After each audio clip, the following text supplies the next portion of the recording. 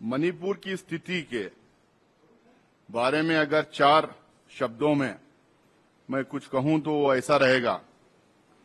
प्रधानमंत्री का अहंकार, सच्चाई को मानने से इनकार। प्रधानमंत्री का अहंकार, सच्चाई को मानने से इनकार।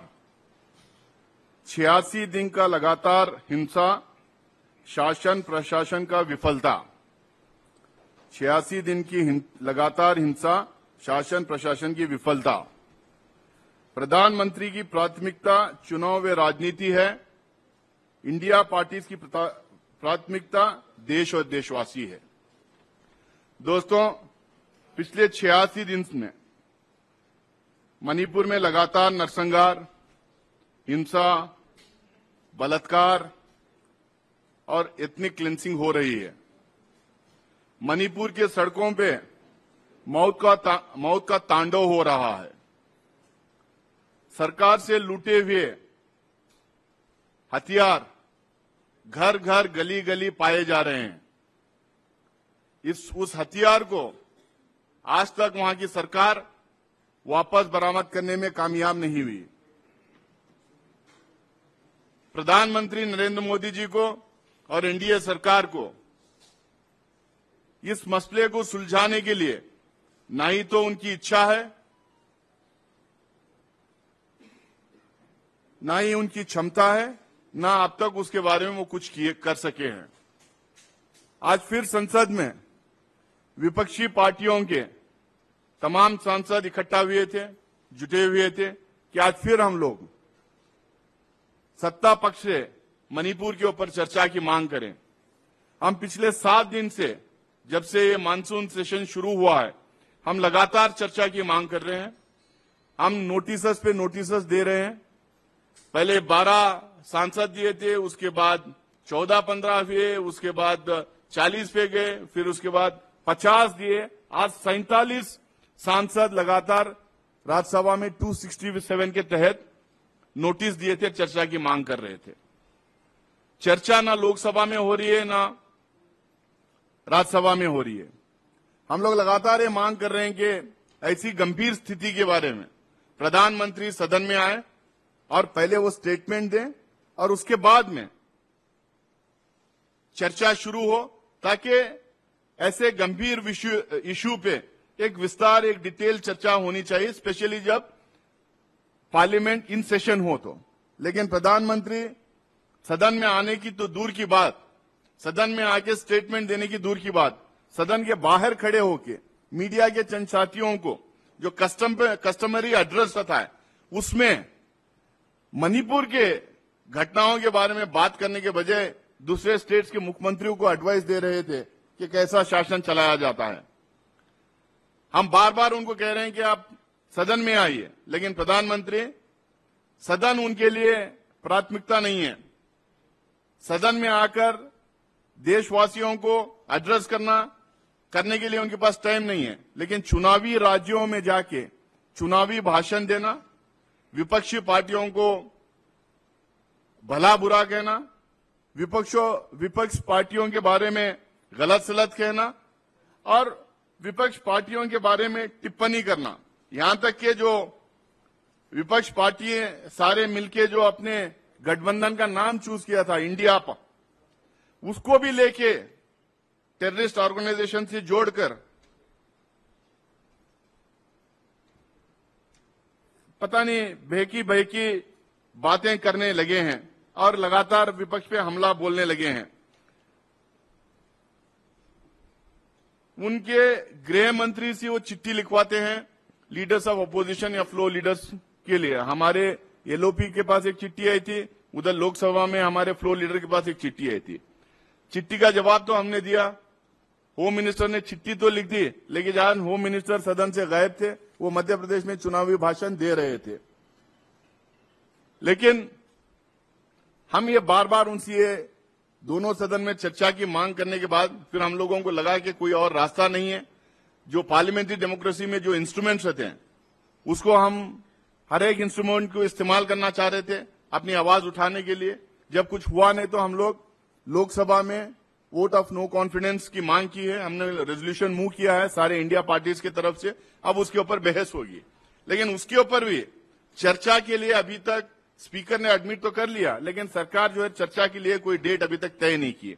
हम चाह रहे हैं कि मणिपुर में गंभीर मामला है, वहां पे लगातार आज हमें प्रेस कॉन्फ्रेंस कर रहे हैं, आज सुबह की इंफॉर्मेशन है और आज अभी आधे घंटे पहले की इंफॉर्मेशन है कि वो चुरचंड एरिया में जो हिली एरिया है वहां पे आज फ्रेश वायलेंस हुआ है। जो लगातार वायलेंस हो रहा है तो ये जरूरी है कि सरकार उसके ऊपर, स्पेशली जब पार्लियामेंट सेशन में है तो उसके ऊपर चर्चा करे। चर्चा वो कर नहीं रहे हैं। हम हर दिन नोटिस दे रहे हैं, प्रोटेस्ट कर रहे हैं, विपक्ष पार्टियों की बैठक बुला रहे हैं, अपील कर रहे हैं, मीडिया के थ्रू अपील कर रहे हैं। हमारे नेता राहुल गांधी जी मणिपुर जाके आए, हमारे कांग्रेस पार्टी की महिला कांग्रेस के एक डेलीगेशन मणिपुर जाके आया, कई लोग वहां पे मणिपुर जाके वहां के हालात के बारे में आके हम लोगों को जब सुनाया तो हम लोग को और लगा कि जो है बहुत सारा इंफॉर्मेशन छुपाया जा रहा है, क्योंकि इंटरनेट शटडाउन लगातार था। अभी सिर्फ ब्रॉडबैंड को मुझे लगता है कि वहां पे अलो किया गया, पार्शियली इंटरनेट को ओपन अप किया गया है वहां पे। तो इसलिए हम तमाम लोगों को लगा कि ना सरकार यहाँ पे बात कर रही है, ना सरकार चर्चा कर रही है, ना प्रधानमंत्री स्टेटमेंट दे रहे हैं, ना इंटरनेट सर्विसेज के थ्रू हमें इंफॉर्मेशन मिल रहा। अब जो डेलीगेशन पे डेलीगेशन, अलग अलग डेलीगेशन और लीडर जा रहे हैं, उनके थ्रू जो इंफॉर्मेशन मिला है तो ऐसा लग रहा है कि जो वहां पे कोई लॉ एंड ऑर्डर सिचुएशन है ही नहीं। वहां पे गली गली घर घर हथियार मिल रहे हैं और वहां पे ऐसा लग रहा है कि आपस में अपने ही लोग अलग अलग कैंप्स में बटे हुए हैं और एक दूसरे के खून के प्यासे हैं। तो इसलिए विपक्षी दलों ने तय किया कि अपना एक डेलीगेशन वहां पे जाना चाहिए। आज की बैठक में आज इंडिया पार्टीज की बैठक में वो तय हुआ कि एक डेलीगेशन विपक्षी पार्टियों का, इंडिया पार्टीज का खासकर वहां डेलीगेशन जाएगा। 20 सांसद उसमें जाएंगे। कल सवेरे दिल्ली से वो 8:55 की फ्लाइट से निकलेंगे। 20 साथी हमारे लोकसभा और राज्यसभा के बीच 16 पार्टियों से वो साथी रहेंगे, वो वहां जाएंगे। कल दिन भर हिली रीजन में, हिल एरिया में और वैली एरिया में, दोनों जगह जो है 2-2, 3-3 रिलीफ का ये जो अभी जो रिलीफ कैंप्स वहां पे हैं, वायलेंस हिट एरियाज में जो रिलीफ कैंप्स हैं वहां पे जाएंगे, जायजा लेंगे, उनसे बातचीत करेंगे और यहां से विपक्षी पार्टियों या पूरे सांसद के तरफ, पूरे पार्लियामेंट की तरफ से एक मैसेज टाइप ले जाएंगे कि हम उनके साथ खड़े हुए हैं, उनको वहां पे पीस रेस्टोर करवाने के लिए जो हमारे हाथ से हो सकता है, जो हम कर सकते हैं वो करेंगे करके एक मैसेज देने के लिए वहां पे जा रहे हैं।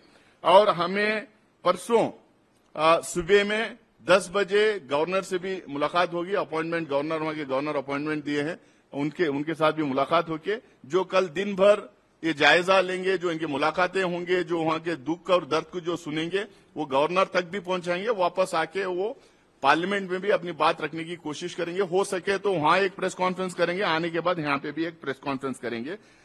इस डेलीगेशन में अधीर रंजन चौधरी जी रहेंगे, गौरव गोगोई जी रहेंगे, राजीव रंजन सिंह, ललन सिंह जो जेडीयू के नेशनल प्रेसिडेंट है वो रहेंगे, मिस सुष्मिता देव टीएमसीसी रहेंगे, कनिमोडी करुणानिधि, श्रीमती कनिमोडी करुणानिधि डीएमके रहेंगे, श्री संतोष कुमार सीपीआईसी रहेंगे, श्री ए रहीम सीपीएमसी रहेंगे, प्रोफेसर मनोज कुमार झा आरजेडीसी रहेंगे, श्रीमती महुआ माझी जेएमएमसी रहेंगे, श्री जावेद अली खान समाजवादी पार्टी से रहेंगे, श्री मोहम्मद फैजल एनसीपी से रहेंगे, श्री अनिल प्रसाद हेगड़े जेडीयू से रहेंगे, श्री ईटी मोहम्मद बशीर आईयूएमएल से रहेंगे, श्री एनके प्रेमचंद्रन आरएसपी से रहेंगे, श्री सुशील गुप्ता आम आदमी पार्टी से रहेंगे, श्री अरविंद सावंत शिवसेना उद्धव ठाकरे से रहेंगे,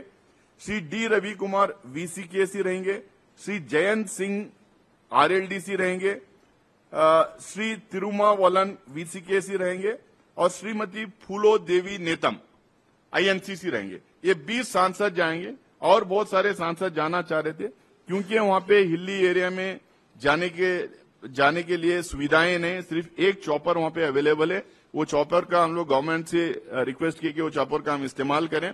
इसीलिए वहां पे जाने के बाद ये डेलीगेशन 2 हिस्सों में बट के 2 बार हिली एरिया में जाके आएगा। इसीलिए अभी सिर्फ 20 सांसद गए, बहुत सारे सांसद जाना चाह रहे थे अलग अलग पार्टीज की, और अभी मैं आ रहा था तो भी मुझे 1-2 पार्टी से फोन आया था कि हमारे और 1-2 सांसद जाना चाह रहे हैं, लेकिन क्योंकि हम सारे लोगों को लेके नहीं जा सकते, वहां पे 20 सांसद को भेज रहे हैं।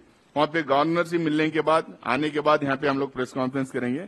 और फिर दोबारा जो है इंडिया पार्टीज की तरफ से, इंडियन नेशनल कांग्रेस की तरफ से मैं अपील करूंगा प्रधानमंत्री को और एनडीए सरकार को कि जिस तरीके की हालात वहां पे है, इस तरीके के हालात किसी भी स्टेट में कभी देखी नहीं गई थी। हमारा पोरस बॉर्डर है म्यांमार के साथ, मेरे ख्याल से तिब्बत म्यांमार के साथ पोरस बॉर्डर हमारा वहां पे है। अब वो बॉर्डर एरिया है, इंपॉर्टेंट स्टेट है, हथियार हर घर में हर गली में पाया जा रहा है, बहुत गंभीर स्थिति है, नेशनल सिक्योरिटी का मामला है।